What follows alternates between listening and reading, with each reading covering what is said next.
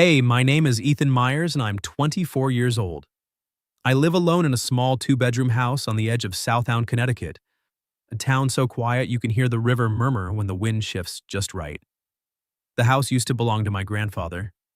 He left it to me when he passed 4 years ago, right after I dropped out of community college and realized I wasn't cut out for lecture halls or student loans. It's nothing special. Faded blue siding, a porch that creaks like it's complaining, and a kitchen where the linoleum curls at the corners. But it's mine paid off with the last of Grandpa's savings, and that's more than most people my age can say. I make a living doing whatever needs fixing. Plumbing mostly leaky faucets, burst pipes, the occasional backed up toilet in one of the old colonials downtown. On slow days, I'll swap out light fixtures for Mrs. Gladys next door, or haul junk to the dump for whoever tips in cash. It's honest work keeps my hands busy and my mind from wandering too far back to the things I'd rather forget. My mom lives 3 states away with her new husband. We talk on birthdays, send the occasional text. Dad, haven't heard from him since he missed my high school graduation. The only steady relationship I've had in years ended when my ex Jenna decided a guy with no 5-year plan wasn't worth the rent on her new apartment. She left the key on the counter and a note that said, "I need more than potential." I didn't blame her. I still have the key in a drawer somewhere next to a stack of unpaid credit card statements. I'm chipping away at $20 at a time. Most nights I come home, heat up whatever's in the fridge, and fall asleep to the sound of late-night reruns. The house feels bigger when it's empty, but I've gotten used to the silence. It's predictable. Safe. That all changed on a Thursday in late October when the sky opened up and refused to close. I was halfway through a beer in an old episode of The Office when my phone buzzed on the coffee table. Unknown number. I almost let it go to voicemail, but the caller ID said, Southound Towers, penthouse. Fancy building, new construction, the kind of place where residents pay more for a view than I make in a month. I picked up. Hello, hi, this is Marianne Hart from 12B. I have a leak behind the sofa. It's getting worse. Can you come tonight? Her voice was calm clipped, like someone used to giving orders and having them followed. I glanced at the clock, 9:47 p.m., and out the window at the rain hammering the street. Normally I'd say call tomorrow, but the desperation tucked under her politeness was hard to ignore. Give me 20 minutes, I said. I grabbed my toolbox, threw on a hoodie, and drove through sheets of water that turned the windshield into a blur. Southound Towers loomed at the end of Maple Street, all glass and steel glowing like a spaceship against the storm. The doorman waved me through without a word. I guess a guy with a toolbox and soaked sneakers doesn't look like much of a threat. The elevator ride to the 12th floor was silent except for the hum of the motor and the drip of rainwater from my hair onto the marble floor. When the doors slid open, I stepped into a hallway that smelled like new paint and money. Apartment 12B was at the end, the door already cracked open. I knocked once. Plumbing, come in. Marianne Hart stood in the foyer, arms crossed still in the charcoal suit she'd probably worn to whatever meeting had wrecked her day. Her hair was pulled back in a severe bun, a few strands escaping like they'd given up. She was taller than I expected, maybe 5'9" in the low heels, and even exhausted she carried herself like someone who'd never had to ask twice for anything. Except tonight. It's behind the sofa, she said, turning without waiting for me to introduce myself. I'll stay out of your way. I followed her into the living room. The apartment was massive, open-plan, floor-to-ceiling windows, a view of the river that probably cost more than my house. But it was empty in a way that went beyond furniture. No photos on the walls, no books on the shelves, no throw pillows or candles or any of the little messes people leave when they actually live somewhere. Just a single leather sofa, a glass coffee table, and a half-empty bottle of red wine, breathing beside a single glass. The leak was exactly where she said, a steady drip from the pipe that fed the radiator pooling on the hardwood. I set my toolbox down, rolled up my sleeves, and got to work. She stayed on the far side of the room, perched on a bar stool at the kitchen island, staring at her phone like it might bite her. Every few minutes, she'd swipe sigh and set it down again. I kept my head down, focused on the pipe. The silence stretched, broken only by the rain against the windows and the occasional clink of my wrench. When I tightened the last fitting and the drip stopped, I stood up, wiped my hands on a rag, and cleared my throat. All set. Should hold. She looked up, eyes red-rimmed but dry now. Thank you. I'll Venmo you. No rush. I glanced around again, couldn't help it. Nice place. Must be quiet up here. Too quiet. She said so softly I almost missed it. I should have left then. Grabbed my tools, nodded, and disappeared into the elevator, but something about the way she said it, the way the words hung in the air like they'd been waiting years to be spoken, made me linger. You live alone? I asked. She gave a short, bitter laugh. As of last week, yes. The rain pounded harder against the glass. I don't know why I said it. Maybe it was the wine on her breath, or the way the apartment felt like a museum no one visited. Maybe I was just tired of my own empty rooms. Well, if it ever feels too big, you could always crash at my place.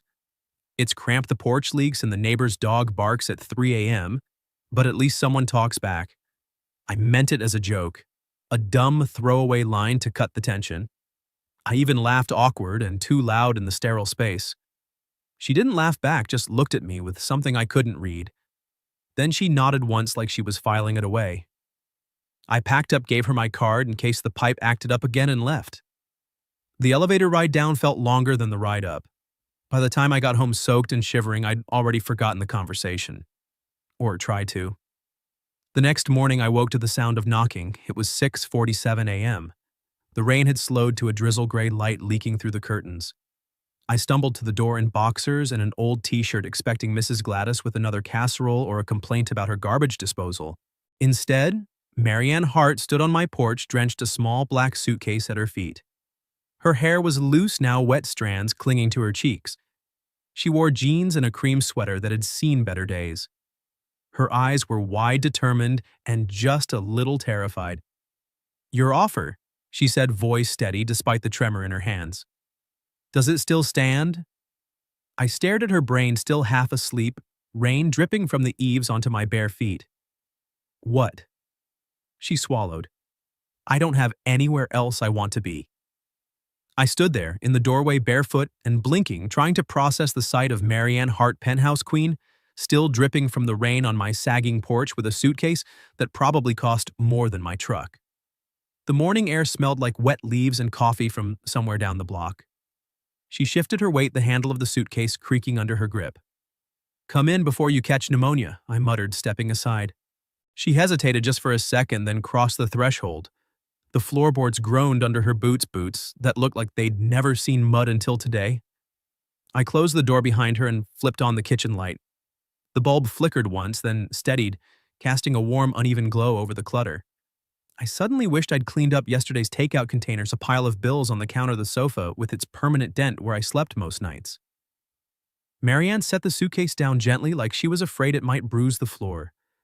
She took in the room, the mismatched chairs, the ancient radiator hissing in the corner, the single framed photo of Grandpa and me at the lake when I was 12. Her gaze lingered on the photo longer than the rest. "I can pay rent," she said, pulling an envelope from her coat pocket. 3 weeks, cash. That's all I need. Quiet. A place to think. I rubbed the back of my neck, still half convinced this was a dream. "You don't have to, I insist." She placed the envelope on the counter. 5 crisp hundreds. More than I made in a good week. I'm not here for charity.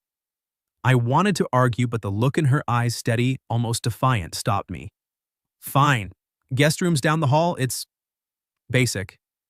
She nodded, picked up the suitcase, and disappeared around the corner. I heard the door click shut, then nothing.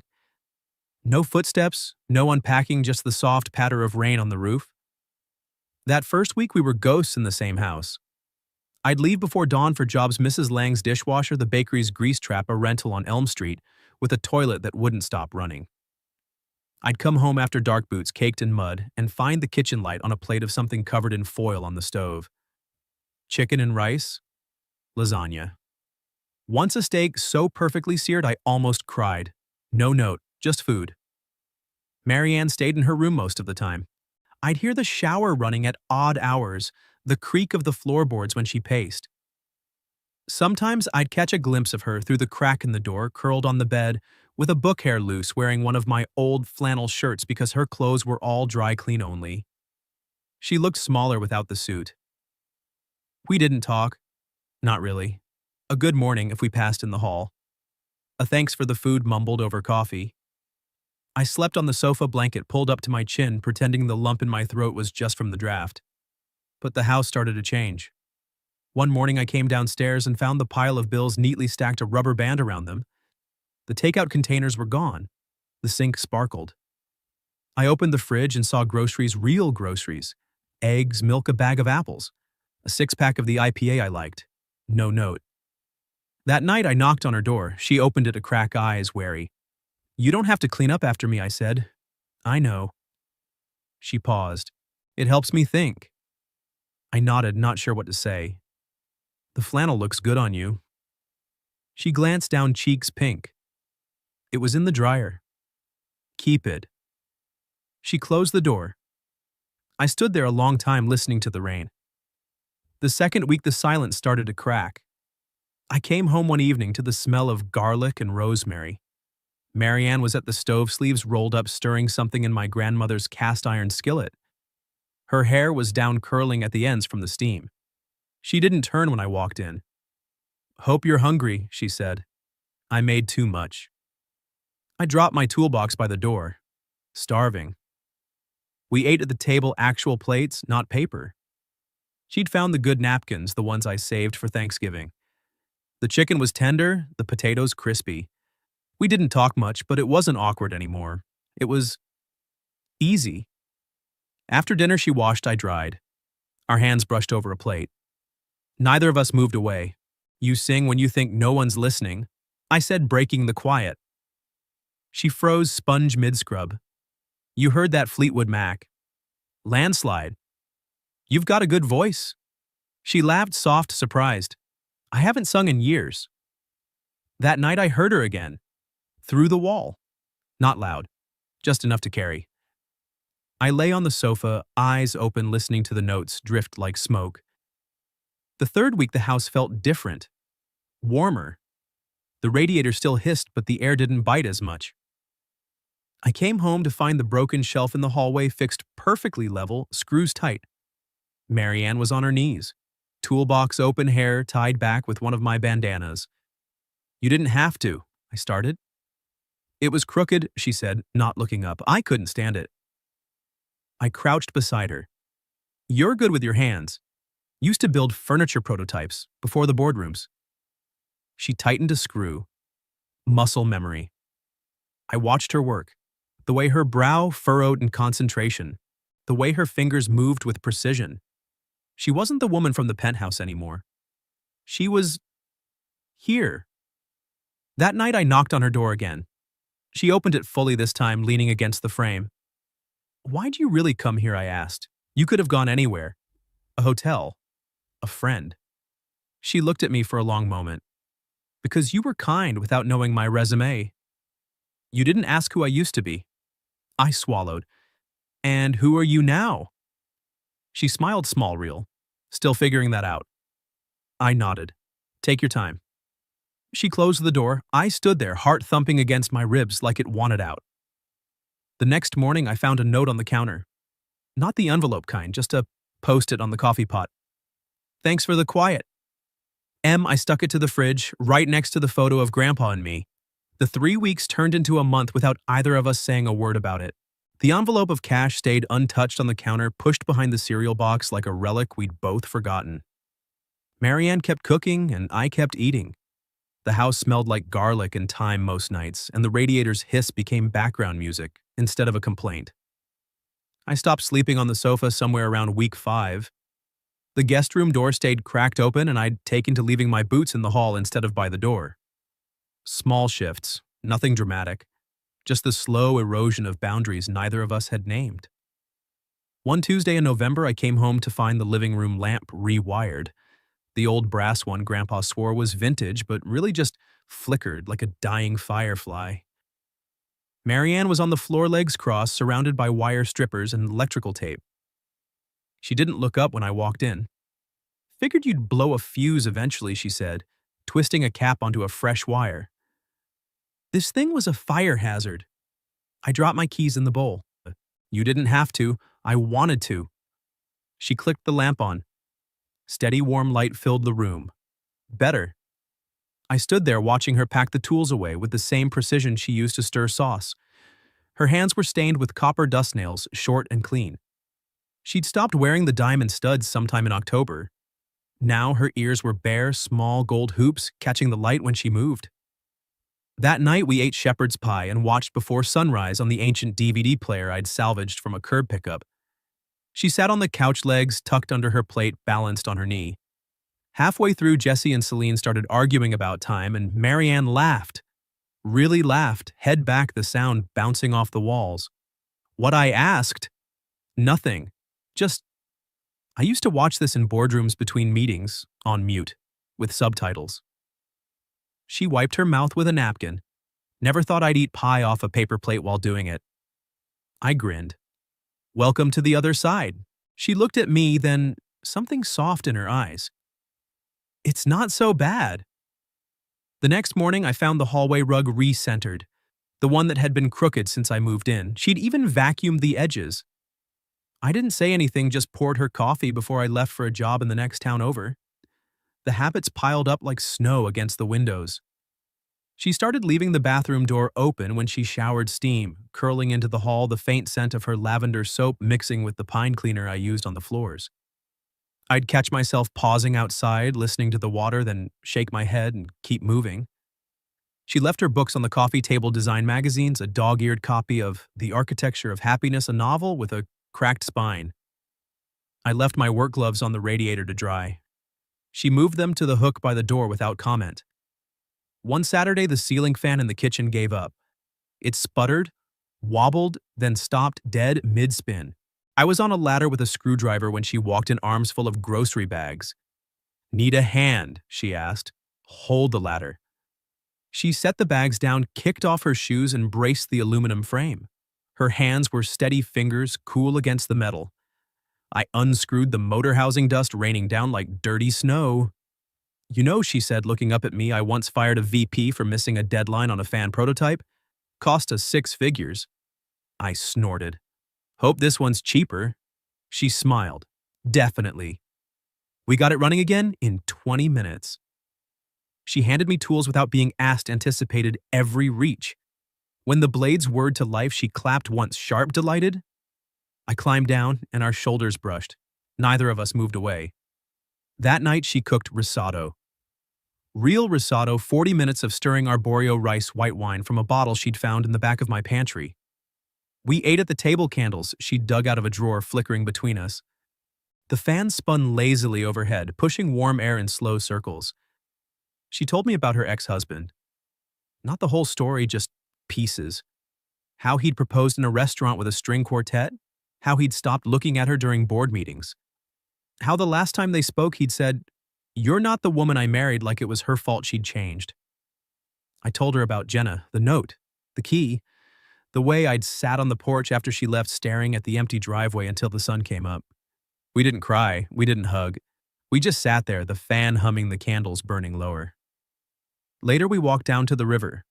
The path was slick with leaves, the water black and glassy under the streetlights. She wore my old denim jacket. It swallowed her sleeves, rolled 3 times. We didn't hold hands, but our arms swung in rhythm, knuckles grazing every few steps. She stopped at the bench by the old mill. I used to run here, she said, before the divorce, 5 miles every morning. Thought if I kept moving, nothing could catch me. I sat beside her. And now I'm standing still. She looked at me, and it doesn't feel like falling. I reached over, brushed a leaf from her hair. She leaned into the touch just slightly. Her hand found mine on the bench, fingers threading without hesitation.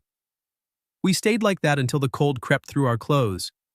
Back home she made cocoa. Real cocoa, milk, chocolate, a pinch of chili. We drank it on the porch, wrapped in the same blanket. The rain had stopped. The air smelled clean, sharp. She rested her head on my shoulder. I didn't move. Inside the house felt different. The walls had stories now. The kitchen table had scars from her knives. The hallway smelled like her soap and my sawdust.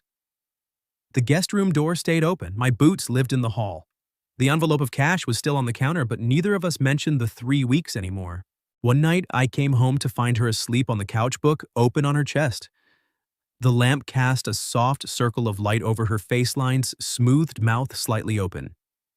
I stood there longer than I should have, watching the rise and fall of her breathing. Then I grabbed the throw from the armchair, draped it over her, and turned off the light. She stirred. "Ethan, go back to sleep." She didn't. She sat up, hair mussed, eyes heavy. "Stay." I hesitated, then sat on the opposite end of the couch. She scooted closer, head on my thigh, like it was the most natural thing. I rested my hand on her shoulder, thumb tracing the edge of the flannel. We didn't speak. The fan spun overhead. The house settled around us. Somewhere between the cocoa and the quiet, the corners of the house stopped feeling like mine alone. They felt like ours. By the time December rolled in, the town had started to notice. Southound's gossip traveled faster than the river after a thaw, and a woman like Marianne, tall-polished, driving a silver Audi that looked out of place on my gravel driveway, didn't go unseen. Mrs. Gladys cornered me at the mailbox one morning, her curlers still in despite the hour. "That your girlfriend, Ethan? The one with the fancy car?" I fumbled with the junk mail. "Just a friend. Renting the spare room." She raised an eyebrow so high it nearly touched her hairline. "Friends don't cook dinner every night and fix your porch light." I muttered something about plumbing discounts and escaped inside. Marianne was at the kitchen table, laptop open, typing furiously. She looked up when I slammed the door harder than intended. "Everything okay, neighbors?" I said, dropping the mail. "They think you're my sugar mama." She laughed, short, surprised. "Let them. Keeps the Jehovah's Witnesses away." But the questions kept coming. At the hardware store, Mr. Patel asked if I was settling down. At the diner, the waitress slipped an extra pancake onto my plate and winked. "For the lady at home." I stopped correcting them. It was easier than explaining something I didn't have words for. Marianne didn't seem to care. She'd started wearing my hoodies to the grocery store, hair in a messy bun, no makeup. She waved at Mrs. Gladys like they were old pals. She even helped Mr. Patel carry mulch to his truck one afternoon, sleeves rolled dirt under her nails. The town didn't know what to make of her, but they liked her anyway. Inside the house, the lines blurred further. Her toothbrush lived next to mine. Her coat hung on the hook by the door. The guest room bed stayed made, but she hadn't slept in it for weeks. We didn't talk about it, we just moved, like planets adjusting orbit without noticing the gravity. Then the call came. It was a Tuesday, gray and cold. I was under the sink at the bakery, elbow deep in grease, when my phone buzzed in my pocket. I ignored it. It buzzed again. And again. When I finally crawled out, hands black, there were 7 missed calls from an unknown number and a voicemail. I played it on speaker while wiping my hands on a rag. "Ms. Hart, this is Victor Lang from the board. We need to discuss your resignation. The shareholders are concerned. Your absence is affecting morale. We're prepared to offer you your old position, full authority, increased equity, but we need you back in the city. Now. Call me." I stared at the phone. Marianne was in the living room, curled on the couch with a book. She hadn't heard.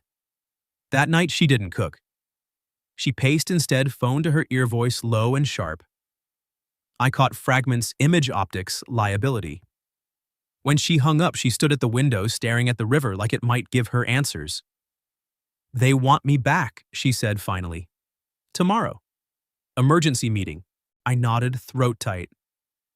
"What do you want?" She didn't answer, just turned off the light and went to bed, my bed, but she faced the wall. She was gone before I woke up. I spent the day on autopilot, fixed a boiler in a basement that smelled like mold, replaced a faucet for a couple who argued over the color, drove home with the radio off, the silence louder than the engine. The house was dark when I got there. No lights, no smell of garlic, just the radiator hissing like it was mocking me. I sat on the porch steps, smoked a cigarette I didn't want, and waited. The clock ticked past midnight. 1, 2. I didn't sleep. At 3:17 a.m., headlights swept the driveway. The Audi pulled in, slow tires crunching gravel. Marianne stepped out, heels in one hand, hair loose and wild. She looked exhausted, like she'd aged a year and a day. I stood. "How'd it go?" She dropped her shoes by the door. "They offered me everything. Corner office, 7 figures, a driver. She laughed bitter. They said living here was erratic behavior, that I was throwing away my legacy. I swallowed, and she looked at me, really looked. I told them I'd think about it. 48 hours. The air between us crackled. I wanted to say stay, wanted to say don't, wanted to say something that wasn't pathetic. Instead, I went inside, grabbed 2 beers from the fridge, and handed her one. We drank on the porch, the cold biting through our clothes. She leaned against the railing, bottle dangling from her fingers. I used to think success was a scoreboard, she said. Titles, stock prices, applause. She took a sip. Now I think it's this. She gestured at the dark house, the river me. But I don't know how to be this person full-time. I nodded. You don't have to decide tonight. She turned to me, eyes wet but steady. If I leave, will you hate me? I set my beer down. I'll hate the quiet. She laughed a broken sound. I'll miss the way you leave your boots in the hall. And the coffee you make too strong. And the way you hum when you think no one's listening. I stepped closer. Then stay. She shook her head. It's not that simple. We stood there, inches apart, the space between us heavier than the river. She reached out, touched my cheek, thumb, brushing the stubble fingers cool. Then she dropped her hand. I need to pack, she said. I helped. Folded her sweaters, zipped her suitcase, carried it to the door. Every movement felt like a countdown. That night we ate in silence. Leftover lasagna cold. She picked at it. I pushed mine around the plate. When the dishes were done, she stood in the hallway, suitcase at her feet. I should go, she said. I nodded. Drive safe. She opened the door, then stopped. Turned back. Ethan? Yeah. If I come back, will you still be here? I looked at her, really looked. The woman who'd fixed my lamp, cooked my meals, slept in my bed without asking permission. The woman who'd made my house feel like a home. Where else would I go? I said. She smiled, small and sad, and walked out into the dark. I didn't sleep. Just sat on the porch until the sky turned gray, the river mist rising like ghosts. The next morning I left before the sun was fully up. The air was sharp, the kind of cold that gets under your skin and stays there. I had a job at the old mill replacing rusted pipes in the basement, so I threw my tools in the truck and drove off without looking back. The house felt too still, the porch light still on from the night before. I didn't turn it off. The day dragged. I crawled through cobwebs and sludge hands' numb mind, replaying Marianne's face in the doorway. Her suitcase. The way she'd said my name like a question she already knew the answer to. By noon, I'd snapped at the foreman for nothing. By 3, I'd dropped a wrench in a puddle and didn't bother fishing it out. I got home just after 6. The sky was the color of wet slate, the river churning brown and fast. The Audi wasn't in the driveway, the porch light was off. I sat in the truck for a long minute, keys in my hand, staring at the empty space where her car should have been. Then I went inside. The house smelled like nothing, no garlic, no coffee, no lavender. The envelope of cash was gone from the counter, the post-it with her handwriting. Thanks for the quiet was still on the fridge, but the corner had curled. I opened the fridge out of habit. Her apples were still there, starting to brown. The IPA was gone. I walked down the hall. The guest room door was open. The bed was made corners tight like a hotel. Her books were gone. The flannel shirt she'd worn was folded on the chair sleeves neat. I picked it up, held it to my face. It smelled like her soap and my detergent. I set it back down. The kitchen table had a note, not a post-it. A full sheet folded once. Ethan, I took the 6 a.m. train. The board meeting's at 9. I don't know what I'll say yet. Thank you for the porch light. I read it 3 times. Then I folded it, put it in my pocket, and went to the porch. Sat on the steps where we'd drunk cocoa. The river was loud tonight, rushing over rocks like it had somewhere to be. I didn't cry. I didn't pace. I just sat there, hands in my lap, watching the dark. The cold crept in, but I didn't move. Hours passed. Maybe. The streetlights buzzed. A dog barked down the block. I thought about the first night she'd cooked, how she'd burned the garlic, and laughed like it was the best mistake she'd ever made. I thought about the way she'd fixed the fan, the way her hands had moved, like they knew exactly what they were doing. I thought about the night she'd fallen asleep on my thigh, her breathing soft against my jeans. I thought about the space she'd left, not just in the house, in me. I must have dozed off because the next thing I knew, the porch light flickered on. I blinked, squinted. The Audi was back, parked crooked like she'd pulled in too fast. The driver's door opened. Marianne stepped out. No heels, no suit, just jeans, my old denim jacket hair, loose and wild. She had a paper bag in one hand, a key in the other. She looked at me, eyes red but clear. "I couldn't do it," she said. I stood. The meeting I didn't go, she walked up the steps slow. I got to the station, bought a ticket, stood on the platform. And then I thought about the way you leave the coffee pot half full so I don't have to make it in the morning. And the way you hum when you're fixing something. And the way this house smells like sawdust and time and home. She stopped in front of me, close enough that I could see the tear tracks on her cheeks, close enough that I could smell the rain on her jacket. "I called Victor from the platform," she said. "Told him I'm done. Not resigning, done.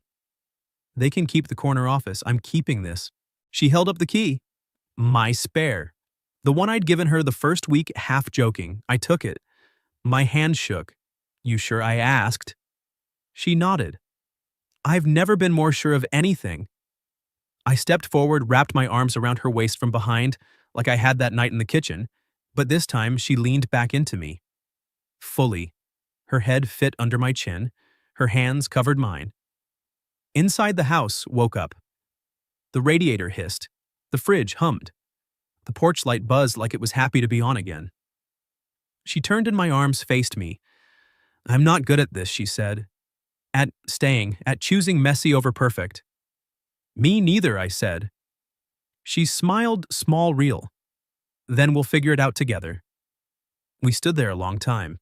The river kept moving, the cold kept biting, but the space between us was gone.